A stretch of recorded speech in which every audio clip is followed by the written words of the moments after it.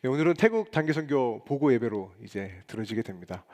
2024년 태국 단기선교 샌더스 팀은 지난 1월 14일 주일날 태국으로 출발해서 지난 수요일날 귀국했습니다. 태국에 계신 김동현 선교사님과 함께 사역을 진행했고요. 참고로 김동현 선교사님은 저희 청년부 출신이세요. 청년부 출신이시고 그래서 더 풍성한 관계 안에서 사역을 해 나갈 수 있었습니다. 다른 얘기긴 하지만 저랑 동갑이더라고요. 그리고 저랑 굉장히 서양이 비슷해서 저한테도 마치 옛 친구를 만난 것 같은 너무나 좋은 시간이었습니다. 세 번의 마을 전도 축제를 진행했고 한국 문화를 체험할 수 있는 여러 부스를 운영했습니다. 케이팝 댄스, 태권도, 워십 댄스 공연 진행했고요. 그 모든 순서마다 제가 10분 동안 풀 복음을 전했습니다. 여러분 태국의 기독교 인구가 얼마인지 아세요? 저희도 가서 놀랬는데 1%밖에 안 된다고 합니다. 그러니까 거의 불교 국가인데, 그래서 선교사님 말에 의하면 예전에는 이렇게 종교적인 말을 복음을 말하면 굉장히 거부감이 심했다고 해요. 자리에 일어나서 떠나기도 하고. 근데 저희가 느낀 게 뭐냐면 사람들이 굉장히 긍정적으로 그 말씀을 듣고, 또 제가 결신에 대한 요청을 했는데 분위기 때문에 손을 든 건지 안 든 건지 모르겠지만 많은 사람들이 손을 들고 예수님을 내 나의 구주자로 영접하겠습니다라는 반응을 보이더라고요. 코로나 이후에 태국 사람들의 그 신앙 체계가 지금 흔들리고 있는 겁니다. 그래서 복음에 대해서 서서히 마음이 열리고 있는 상황이에요. 그래서 하나님께서 태국 땅에 어떤 새로운 그런 일을 행하시는구나 라는 것들을 잠깐 엿보고 오는 또 그러한 시간이기도 했습니다. 이번 선교를 제가 뒤돌아보면서 한 단어로 정리를 해봤습니다. 키워드 딱 하나인데 그게 뭐냐면 바로 아름다움입니다. 아름다움. 지난주 주정은 교수님께서도 이 그리스도의 부르심에 대해서 아름다움에 대한 측면을 말씀하셨는데 저는 태국의 모든 사역들을 마치고 제가 주정은 선교사님 설교를 너무 듣고 싶어가지고 아침에 일어나서 산책하면서 교수님의 말씀을 들었는데 너무나 큰 은혜와 도전을 받았습니다. 여러분 저는 신학을 하기 전에 디자인을 공부했고 짧은 시간이지만 그 출판사에서 책을 디자인하는 직업을 가지고 살았었습니다. 그래서 저 20대는 미술 공부하면서 아름다움과 멋짐을 추구한 삶이라고 정리할 수 있을 것 같아요. 그래서 여러 가지 디자인들을 하면서 어떻게 하면 내가 아름답게 책을 디자인해서 사람들의 마음을 사로잡을 수 있을까? 이게 제 인생의 지상 명령과 같은 그런 너무나 중요한 문제였습니다. 하지만 이제 저는 하나님이 디자인하신 복음 안에서 그 아름다움에 사로잡혀서 이제는 제가 목사로 살아가고 있습니다. 예전에는 단순히 눈에 보이는 아름다움을 쫓았지만 이제는 기독교 진리 안에서, 복음 안에서, 말씀 안에서 궁극적인 아름다움을 제가 깨닫고 발견한 것이죠. 저는 10년 전에 지금의 해성교회가 아니라 전교회, 모교회이기도 했는데 거기서 사역을 또 했습니다. 그래서 마지막 단기 선교가 베트남이었습니다. 10년 전에 베트남 단기 선교였는데, 그래서 이번 단기 선교는 저에게 있어서 10년 만에 가게 되는 단기 선교라서 더 뜻깊었습니다. 제가 10년 전에 베트남 단기 선교에 가서 느꼈던 것이 무엇이냐면 결국에는요, 아름다움에 사로잡힌 사람이 단기 선교 이후에도 선교적인 삶을 살아간다는 거예요. 선교에 대해 아는 것만으로 부족합니다. 지식만으로 부족합니다. 여러분, 선교에 대한 이론과 성경 지식이 뛰어나도 선교와는 아무런 상관이 없는 삶을 얼마든지 살아갈 수 있습니다. 여러분, 저는 신학대학원에 가기 전에 선교학을 먼저 공부했어요. 그런데 아무리 선교학 학위가 있다 하더라도 결국 선교에 헌신한 사람은 어떤 사람이냐면 보니까 그 하나님의 아름다움에 사로잡힌 사람이 결국에 선교에 또 선교적 삶에 헌신하더라고요. 오늘 본문 말씀은 말하고 있습니다. 좋은 소식을 전하며 평화를 공포하며 복된 좋은 소식을 가져하며 구원을 공포하며 시온을 향하여 이르기를 내 하나님이 통치하신다 하는 자의 산을 넘는 발이 어찌 그리 아름다운가 라고 말하고 있죠. 그래서 제가 이번 단기 선교를 준비하면서 기대하는 바는 이거였습니다. 열심히 선교 준비하고 사역하는 거 너무 중요합니다. 열매 중요하죠. 근데 무엇보다 이 선교팀이 이 선교의 아름다움을 경험했으면 좋겠다는 마음이 제 안에 있었습니다. 우리가 믿고 있는 복음이 선교지에 가서 얼마나 빛나는 것인지, 하나님이 얼마나 크고 위대하신 분인지 직접 경험하는 거죠. 문화와 언어를 뛰어넘는 그 경배받으신 하나님을 경험하는 게 너무나 중요하다라는 것이었어요. 그래서 제가 이전에 베트남 선교에서 그 베트남 선교를 준비했던 청년 팀장과 갈등이 있었는데, 그 친구가 하는 말이 그거였어요. 그러니까 그때 제가 전도사님이었는데, 전도사님, 지금 우리가 선교하러 왔는데 이거 좀 너무 아닌 것 같다. 더 일을 해야지 지금 이렇게 느긋하게 배짱이처럼 찬양하고 있으면 됩니까? 더 일을 해야지. 우리가 이렇게 좋은 음식을 받아도 되는 겁니까? 더 일을 해야지 라고 그렇게 불만을 토로하더라고요. 그래서 마음이 너무 힘들다는 거예요. 맞는 말이죠. 틀린 말은 아닙니다. 그래서 제가 그 친구한테 그렇게 말을 했어요. 괜찮아. 지금은 결혼해서 애 낳고 잘 살고 있는데 괜찮아. 대화라는 친구였는데, 그냥 누려. 괜찮아. 누려도 돼. 우리가 사역만을 위해서 여기 온 거 아니야. 하나님께서 만드신 자연을 묵상하고 사람들을 묵상하고 이 나라의 문화를 경험해봐. 선교사님들 지금 여기서 어떻게 헌신하고 있는지 너가 직접 봐봐. 그리고 한번 느껴봐. 너에게 선교 시간을 통해서 무엇을 말씀하시는지 좀 공간을 남겨두고 좀 묵상하면서 바라봐봐.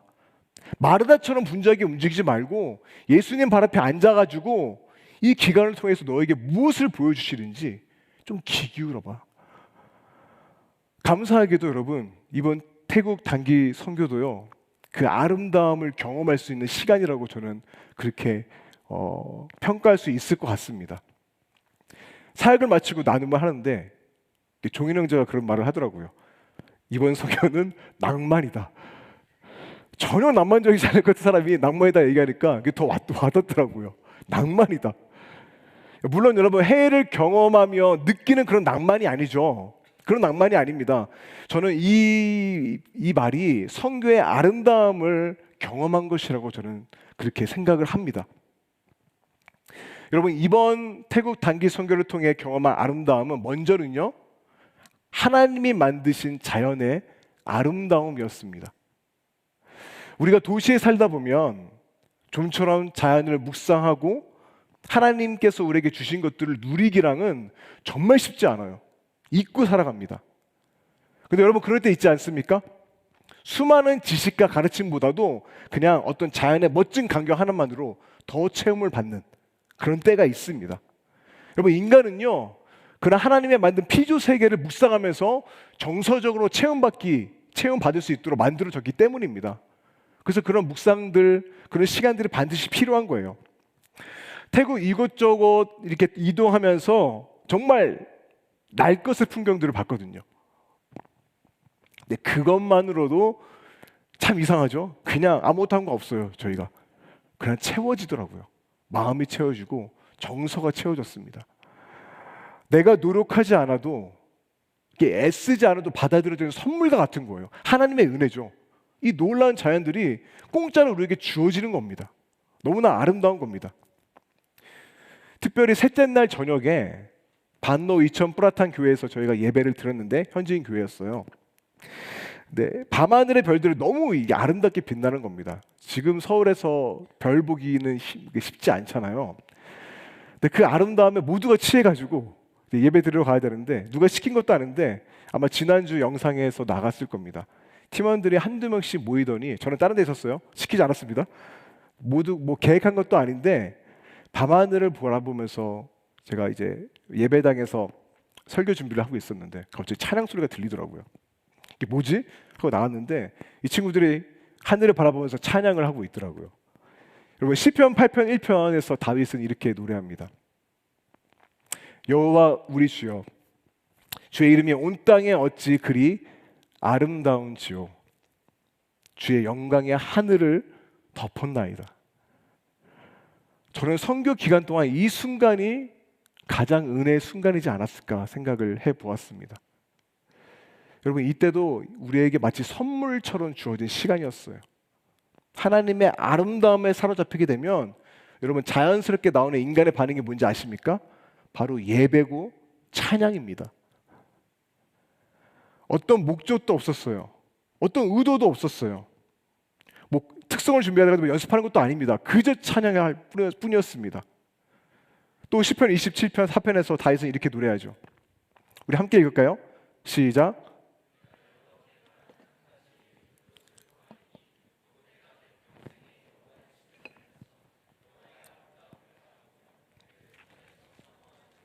아멘.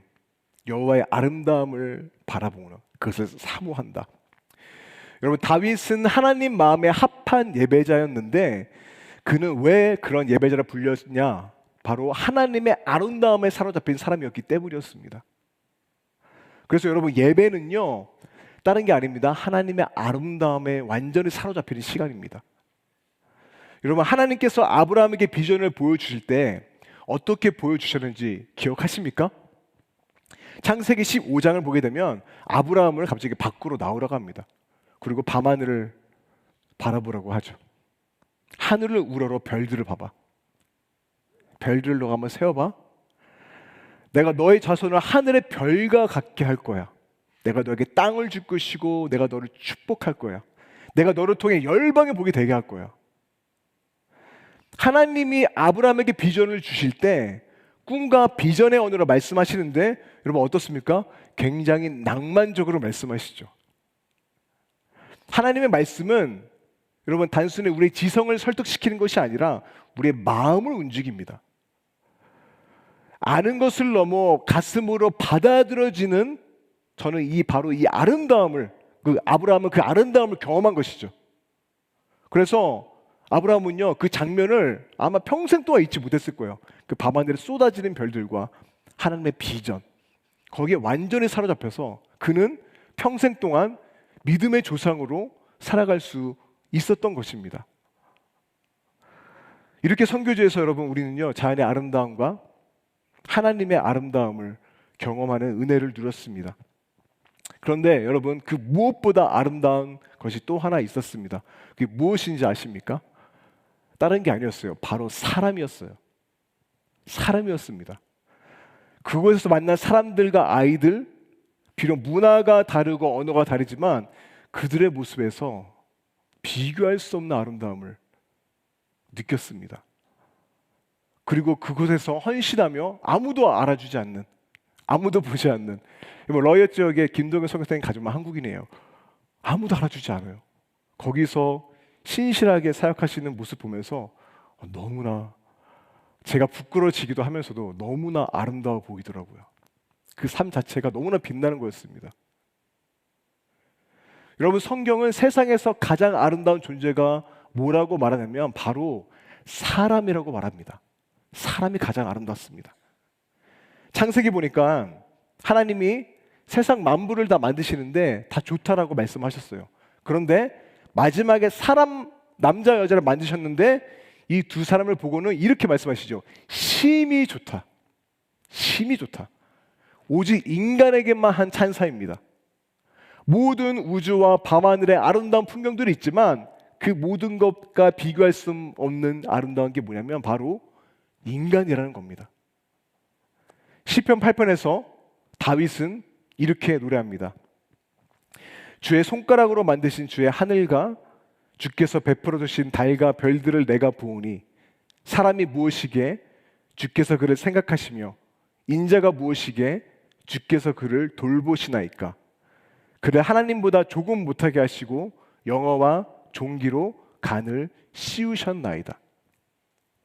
성경에 따르면 모든 인간은 하나님의 영화와 종기로 간을 씌우신 놀라운 존재죠. 따라서 세상에서 가장 아름다운 것은 바로 하나님의 창조물, 바로 사람인 겁니다. 사람이 가장 아름답습니다. 여러분, 사람은요 하나님의 영광과 아름다움과 장엄함을 분명하게 드러내는 너무나 놀라운 존재들이에요. 모든 만물 중에 가장 닮은 존재, 하나님과 닮은 존재를 꼽으라면 누굽니까? 여러분, 하나님의 형상으로 창조된 바로 인간입니다. 그래서 여러분 민망하지만, 여러분 이런 거 싫어하는 거 알지만 그래도 졸린 것도 깰 겸 우리 옆 사람 보면서 이렇게 말하겠습니다. 당신은 하나님의 형상을 품은 아름다운 존재입니다. 자, 외우셨어요? 당신은 하나님의 형상을 품은 아름다운 존재입니다. 시작. 네, 표정은 전혀 그런 표정이 아닌데 이게 웬만한 믿음이 아니고 선포하기 어렵다라고 생각하실지 모르겠지만 여러분 잘 보세요. 여러분 세상은요 우리 안에서 이렇게 말하지 않습니다. 그렇죠? 경쟁과 비교를 통해서 끊임없이 우리에게 말해주는 게 뭐예요? 너는 아름답지 않아죠. 너는 아름답지 않아. 끝없는 수치심을 심어줍니다. 그래서 우리들의 내면의 목소리는 어떠한 말로 가득 차 있습니까? 하나님의 말씀이 아니라 쓸모없는 존재야 라는 부정적인 세상의 소리가 그 마음 가운데 가득한 거예요. 여러분 그렇게 세상의 소리에 노출되다 보면 내가 하나님의 자녀라는 것도 그 사실도 까먹게 됩니다. 잊어버리게 돼요. 그렇기 때문에 우리는요 서로를 향해서 하나님의 말씀을 계속해서 선포해야 되는 거예요. 축복해야 되는 겁니다. 다시 한번 믿음으로, 아니 사실입니다. 믿음이 아니라 이건 사실이에요. 사실을 선포하는 겁니다. 당신은 하나님의 형상을 품은 아름다운 존재입니다. 다른 사람들 보고 한번 선포하겠습니다. 시작. 별로 적극적이지 않은데 다시 한번 하겠습니다. 다른 사람들 보면서 시작. 네. 여러분 세상의 소리에 속지 마세요. 여러분 나중에 결혼하고 아이 낳으면 여러분 그 세상의 소리에 속아서 그 평가를 가지고 아이들한테 말하지 마십시오. 계속해서 축복해야 됩니다. 넌 그렇지 않아. 너가 지금 성적이 떨어지고 네 삶이 이래도 너는 하나님의 존귀한 자녀야. 계속해서 말씀으로 채워줘야 되는 거예요. 여러분 우리는 하나님의 형상으로 창조된 너무나 빛나는 존재들이에요. 세상은 그렇죠. 우리에게 너가 쓰레기가 아님을 좀 증명해. 더 노력해봐. 하지만 하나님은 너는 이미 충분해.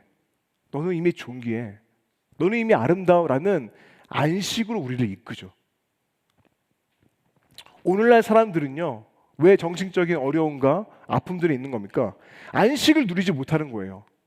내 있는 모습 그대로 받아들여지는 경험을 못하는 겁니다. 끊임없이 평가받아야 하고 계속해서 나를 증명하기 때문에 안식을 누릴 수 없는 거예요. 하지만 하나님의 말씀은 어떻습니까? 있는 그대로의 모습으로 받아들여지게끔 하죠. 굉장한 안식입니다. 바로 이게 하나님의 말씀의 능력이죠. 그래서 여러분 우리는 세상의 소리로 채우기보다는 하나님의 말씀으로 끊임없이 우리 자신을 일깨워야 되는 거예요. 요한일서 3장 19절은 말합니다. 이로써 우리가 진리에 속한 줄을 알고 또 우리 마음을 주 앞에서 굳세게 해라. 흔들리지 말아라. 세상의 소리에 속지 말아라. 여러분 세상의 소리가 여러분의 마음을 흔들게 만들지 마시기 바랍니다. 진리의 빛이 계속해서 여러분의 마음 가운데 심어지면 심어질수록 여러분의 안에 그 일그러진 형상이 회복될 것입니다. 이전의 과거로부터 여러분 끊임없는 그런 부정적인 말, 상처, 편견 때문에 왜곡된 자아상을 가지고 있는 청년들이 굉장히 많아요. 나는 가치가 없어. 나는 전혀 아름답지 않아. 라고 실제로 그렇게 생각하는 거예요. 근데 여러분 그렇지 않습니다. 그건 사실이 아니에요. 말씀의 빛 가운데 서세요. 진리 가운데 서시기 바랍니다. 바울은 고린도후서 4장 6절에서 이렇게 우리에게 말합니다. 어두운 데에 빛이 빛이라 말씀하셨던 그 하나님께서 예수 그리스도의 얼굴에 있는 하나님의 영광을 아는 빛을 우리 마음 가운데 비추셨다. 여러분 우리가 그리스도의 얼굴을 바라볼 때 하나님의 빛이 우리 마음 가운데 비추게 되는 겁니다. 그리고 망가진 우리의 왜곡된 자아상이 그리스도의 모습으로 회복되는 거죠. 여러분 예배도 마찬가지입니다. 하나님의 그 아름다움에 사로잡히게 되면 내 안에 있는 것들이 주님의 말씀으로 가득 채워지는 거예요.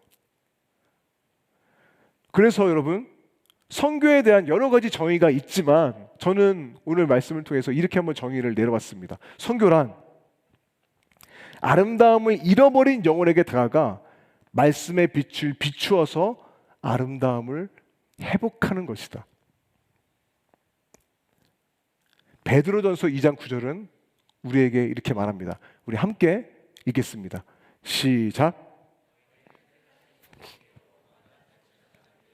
거룩한 나라요 그의 소유가 된 백성이니 이는 너희를 어두운 데서 불러내어 그의 기이한 빛에 들어가게 하신 이에 아름다운 덕을 선포하게 하려 하심이라.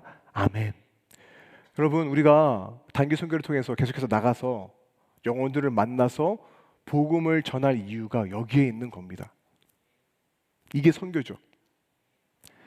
당신은 하나님의 형상입니다. 알려주러 가는 게 선교예요. 당신은 하나님의 계획을 이루는 사람이에요. 그걸 말해줘야죠. 당신은 지금 죄로 인해 하나님과의 관계에 끊어져서 그 아름다움을 잊어버렸지만 예수 그리스도를 인생의 주인으로 받아들이면 하나님의 존귀한 자녀로 살아갈 수 있습니다. 말해줘야죠. 당신은 본래 그런 존재가 아니라는 것을 말해주는 게 선교라는 겁니다. 여러분, 예수님께서도 이 땅에서 어떻게 사셨습니까? 이 땅에 가난하고 또 소외된 자들, 세상이 아름답지 않다라고 여기는 자들에게 다가가서 뭐라고 말씀하셨죠? 너희들은 복되다. 너희들은 아름다운 존재들이다 라고 말씀하신 겁니다. 죄로 인해 깨어진 형상 가운데 그 영혼들에게 말씀의 빛을 비춘 겁니다. 결국 여러분, 성경의 전체 이야기가 무엇을 말하고 있는 겁니까? 깨어진 아름다움이 회복되는 이야기가 바로 성경의 이야기인 거예요. 하나님의 만드신 창조 세계와 아름다운 형상으로 만들어진 인간이 여러분 죄로 인해 그 아름다움을 상실했죠.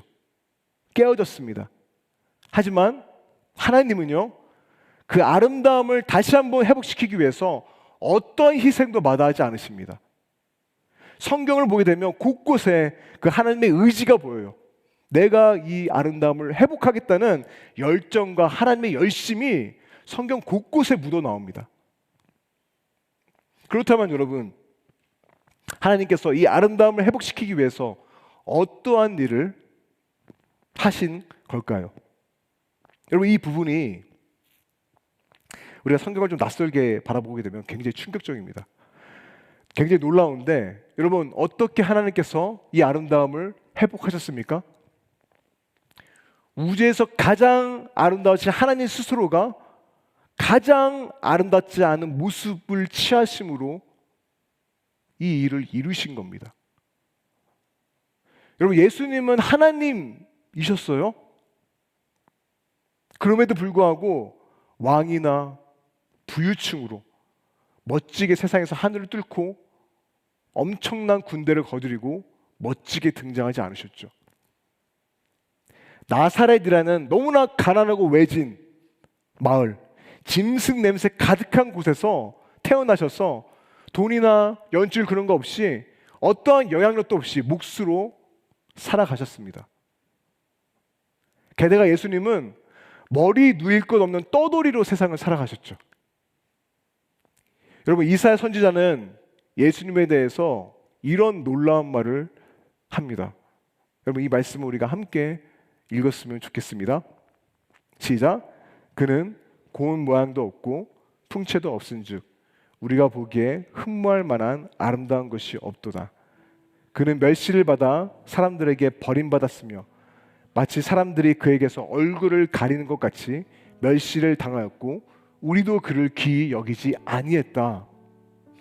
여러분, 가장 빛나고 아름다우신 분이 죄로 인해 망가진 이 우리의 아름다움을 회복시키기 위해서 가장 볼품없는 모습으로 이 땅에 오신 겁니다. 그리고 예수님께서는요, 로마의 사형 기구죠, 십자가에 달려서 너무나 초라한 모습으로 너무나 허무하게 죽음을 맞이하셨죠. 전혀 아름답지 않아요. 흠모할 만한 것이 하나도 없습니다. 하지만 이 예수 그리스도의 죽음으로 인해 우리는 어떠한 자들이 되었습니까? 우리는 하나님의 존귀한 자요, 아름다움으로 불리는 특권을 얻게 된 겁니다. 더 디사이플 공동체 여러분, 고운 모양도 풍채도 흠모할 만한 아름다운 것이 없는 예수님을 보면서 여러분 지금 무엇을 느끼십니까? 지금 여러분 마음 가운데 무엇이 느껴지고 계십니까? 여러분, 무엇이 진정 아름다운 것일까요? 여러분은 지금 어떠한 아름다움에 사로잡혀 계십니까? 여러분의 마음을 사로잡고 있는 게 뭐예요? 사람들은요, 각각 내가 생각하는 아름다움에 사로잡혀 살아갑니다. 그것만 쫓고 살아가는 거예요. 세상에 말하는 돈에 쫓겨서 그것만 추구하며 살아가고, 성공만 바라보면서 쭉 살아가고, 사람들의 인정과 그 어떤 성공만을 아름답다고 여기며 거기에 모두 인생을 겁니다. 하지만 그리스도인들은 어떠한 자들입니까? 바로 여러분, 그 십자가에서 아름다움을 발견한 자들이에요. 복음 안에서 아름다움을 발견한 자들입니다. 그 아름다움에 사로잡힌 만큼 우리들의 삶은 변화가 되는 겁니다. 그래서 여러분, 우리는 이렇게 기도해야 되는 거예요. 하나님, 우리가 예배를 통해서 하나님을 찬양하고 경배함을 통해서 당신의 아름다움을 더욱더 우리 영혼 가운데 경험하게 하여 주옵소서. 당신의 빛이 우리 마음 가운데 비추어 주옵소서. 하나님의 임재의 빛이 우리 마음 구석 깊은 곳까지 비추어서 변화되게 하여 주옵소서. 영광에서 영광으로 주님의 형상을 담게 하여 주옵소서. 인간적인 의지와 결단을 넘어서 하나님 앞에 완전히 굴복돼서 세상의 아름다움을 쫓는 것이 아니라 하나님의 나라와 그 아름다움에 취한 자들, 그 아름다움에 사로잡힌 자들로 하나님 우리가 살아가게 하여 주옵소서. 이게 우리의 기도죠. 그리고 우리는 또 기도해야 됩니다. 하나님, 그 아름다운 빛을 가지고 이제 세상에 나아가서 그 아름다운 소식을 전하게 해주세요. 하나님이 통치하신 자 하는 자의 산을 넘는 발이 어찌 그리 아름다운가. 하나님의 복된 소식을 전하는 더 디사이플 공동체가 되기를 바랍니다. 여러분, 이 기도가 우리의 기도와 비전이 되었으면 좋겠습니다. 2024년 1월달 시작, 단기 선교를 통해서 우리 공동체에게 부어지는 하나님께서 주시는 마음이 이거이지 않을까 생각이 듭니다. 여러분, 예배에 헌신하시고 예배 때 얻은 그 영광을 가지고 그 영광을 전하는 더 디사이플 공동체가 되기를 바랍니다. 교회가 존재하는 이유는 여기에 있어요. 우리가 나아갈 방향은 여기에 있습니다. 우리가 구원받은 목적도 여기에 있죠. 여러분, 이 목적을 붙들 때 하나님이 우리 공동체를 어떻게 쓸지는 우리는 상상도 못할 거예요. 여러분, 말씀 그대로 하나님께서 원하시고 기뻐하시는 공동체로 나아갈 수 있는 더 디사이플 공동체가 되기를 주님의 이름으로 축복합니다. 오늘 말씀 준비하면서 마음 가운데 떠오르는 찬양이 있었는데 이 찬양 함께 했으면 좋겠습니다. 아까 예배 때도 함께 찬양했는데요. 주의 아름다움은 말로다 라는 찬양인데요. 여러분, 오늘 말씀 기억하면서 하나님의 그 아름다움을 묵상하면서 우리 함께 이 시간 찬양하면서 나아가도록 하겠습니다.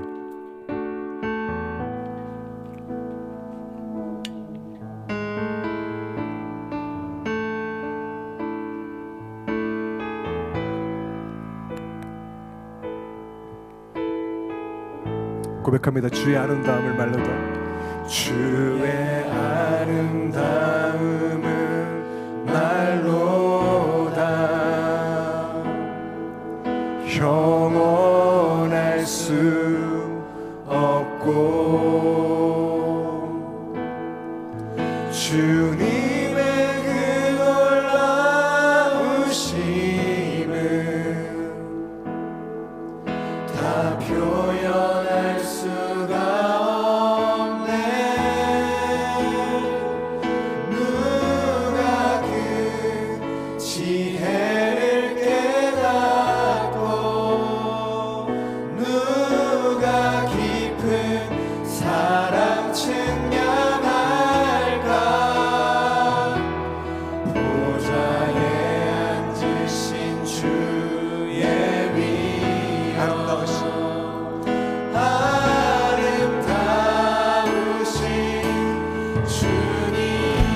교회 되신 여러분, 다시 한번 이 시간 자리에 일어나서 예수 그리스도 구원자 우리 왕 되신 주님 앞에 주님의 이름을 높이며 나아가도록 하겠습니다.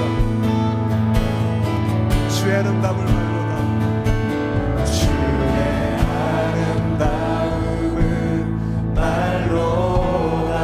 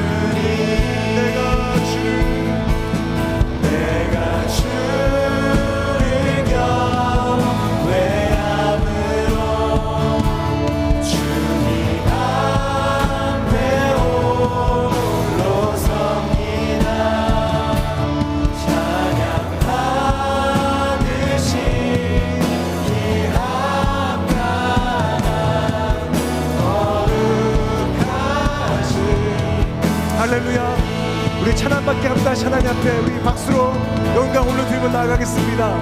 할렐루야.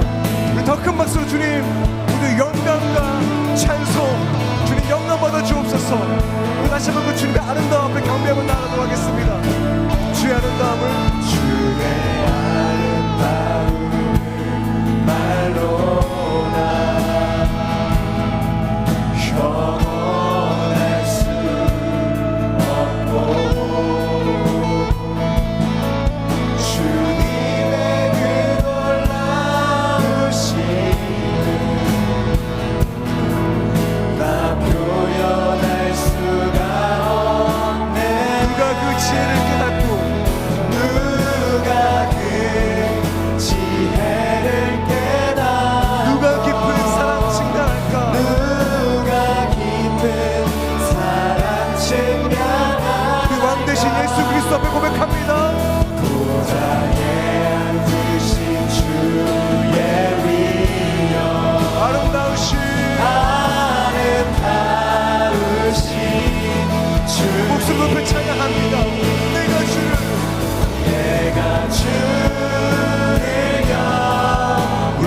경외함으로 주님 앞에 홀로 섭니다.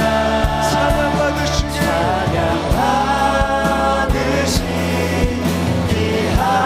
오늘 주님만이 거룩하십니다.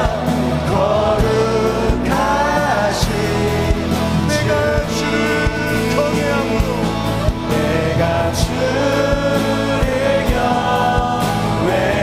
경외함으로 주님 앞에 홀로 섭니다. 내 삶 가운데 찬양받기 합당하신 분은 오직 주님이십니다.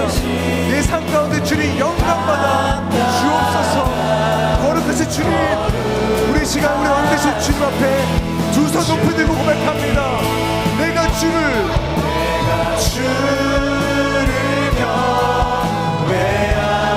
경외함으로 주님 앞에 홀로 섭니다. 찬양받으시기 합당한 거룩하신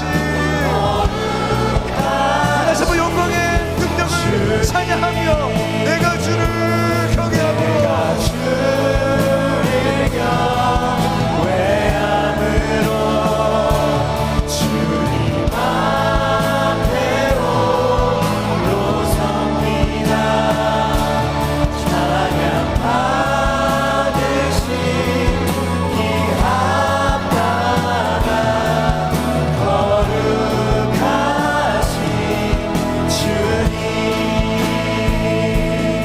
이것이 우리가 따라야 될 가치고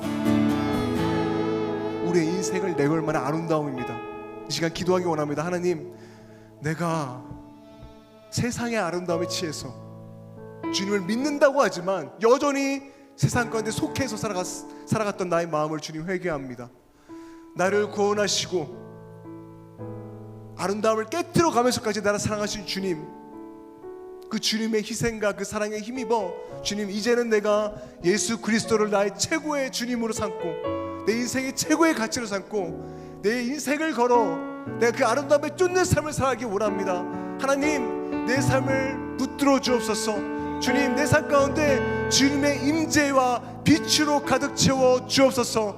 내 삶에 있는 모든 세상의 부정적인 소리는 예수 그리스도를 떠나가고 우리 주님의 영광의 빛으로 채워 주옵소서. 내가 믿는 복음이 내 머리에서만 머무는 복음이 아니라 내 마음을 붙들고 삶에까지 변화시키는 능력의 복음이 되게 하여 주시옵소서. 여러분, 이 시간 다 함께 기도하며 나아갈 때에 여러분 주님 앞에 소리내서 큰 소리로 고백하지 않아도 좋습니다. 여러분의 고백으로 기도하면서 나아가도록 하겠습니다. 기도하겠습니다. 사랑해 주님 감사합니다.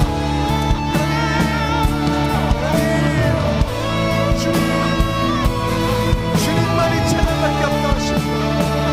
주님만이 온 세상 가운데 위대하신 주님이십니다. 주님의 이름이 어찌 그리 아름다운지, 주님의 그 위엄하심과 그 모든 가지시는 주님의 아름다움 어찌 그리 아름다운지 하나님의 말을 하지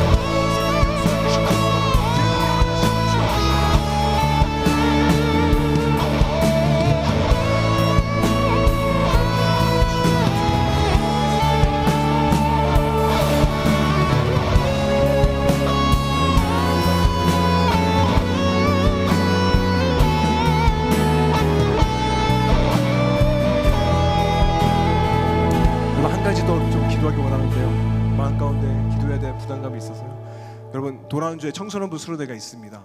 우리 후배들이 수련회를 통해서 은혜 받는, 인생이 변화될 수 있는 너무나 귀한 중요한 시간입니다. 제가 알기로는 여러분 청년들이 20명씩이나 가서 그 수련회를 섬기게 됩니다. 여러분, 우리가 함께 기도해야겠죠. 하나님, 먼저는 20명의 스태프들과 교사들 가운데 주님 능력을 부어 주옵소서. 변함없는 사랑을 그들을 품고 중보함으로써 하나님 수련회를 능력 있게 섬길 수 있는 우리 청년 스태프들, 또 청소년부 교사가 되게 달라고 여러분 먼저 기도해 주시길 바랍니다. 그리고 여러분, 우리 후배들입니다. 그들이 변화되어야 됩니다. 하나님, 그들의 영혼을 변화시켜 주옵소서. 수련회를 통해서 정말 그 특별한 기간 통해서 복음에 맞닥뜨려서 그 방황하는 삶을 끝내고 예수 그리스도의 아름다움을 발견하는 우리 후배들 그냥 한 사람 한 사람 되게 하여 주옵소서. 교사들과 전단회의 목사님과 그 모든 수련회 가족 가운데 주님의 빛을 비춰 주시옵소서. 우리 시간 그들을 위해서 중보하면서 기도하면서 나아가도록 하겠습니다. 기도합니다. 사랑해 주님 감사드립니다.